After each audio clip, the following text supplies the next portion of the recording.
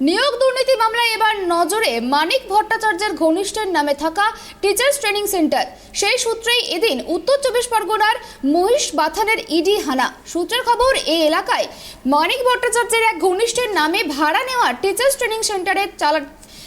Training centre চালানো হতো। ED সূত্রে খবর, নিয়োগ দুর্নীতির সঙ্গে এই প্রশিক্ষণ কেন্দ্রের যোগ রয়েছে বলেই মনে করছে ইডি আধিকারিকরা।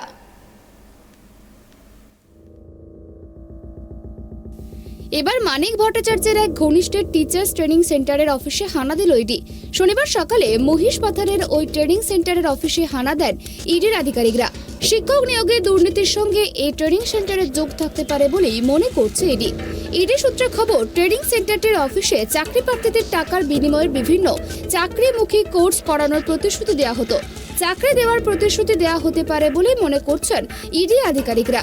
কিন্তু ওই ট্রেনিং সেন্টারে আদৌ কোনো কোর্স করানো হচ্ছিল কিনা, চাকরি প্রার্থীদের কেউ চাকরি পেয়েছিলেন কিনা, কিংবা চাকরি প্রার্থীরা কত টাকা দিয়েছিলেন তা তদন্ত সাপেক্ষ বলেই মনে করছেন ইডি আধিকারিকেরা।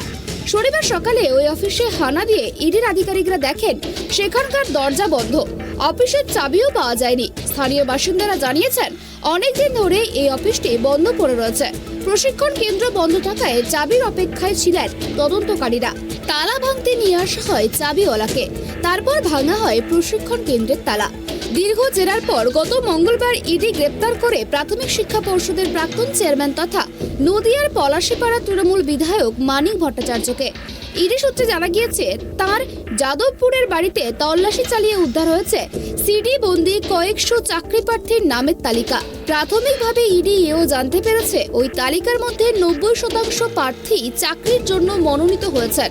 সবিস্তার তথ্য নেওয়ার জন্য বিভিন্ন সময়ে প্রকাশিত হওয়া প্যানেলেও খতিয়ে দেখেছেন তদন্তকারীরা। পাশাপাশি মানিকের বাড়িতে কিভাবে এবং কেন ওই নামের তালিকা এলো তার উত্তরও খুঁজছে ED. Bureau report, tribe TV.